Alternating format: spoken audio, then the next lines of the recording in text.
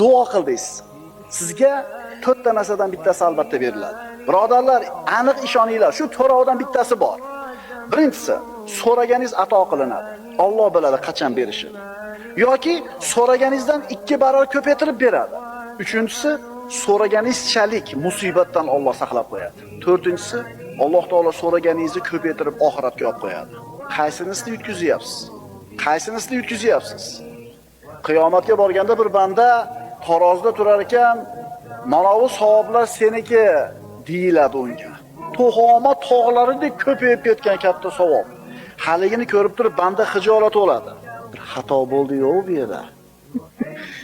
Adashib birodikani bizga hisoblash bor-yu deydi. Biladi-da, buncha savob qilmaganini. Shunda bu meniki bo'lmasa kerak deganda aytiladi. Seni dunyoda qilgan duolaring savob bo'lib oxiratga olib qo'yildi deydi. Qaysi holatda siz yutkazyapsiz? To'ralasida ham yutyapsizmi? Eng manfaatlisi, bizning tilda eng выгодныйsi qaysinisi? Nimaga birinchisini so'raymiz bo'lmasa? Nimaga birinchisini taqoramiz? Birodar, sen duo qilaver. Duo qilib Robbingga eshitadi.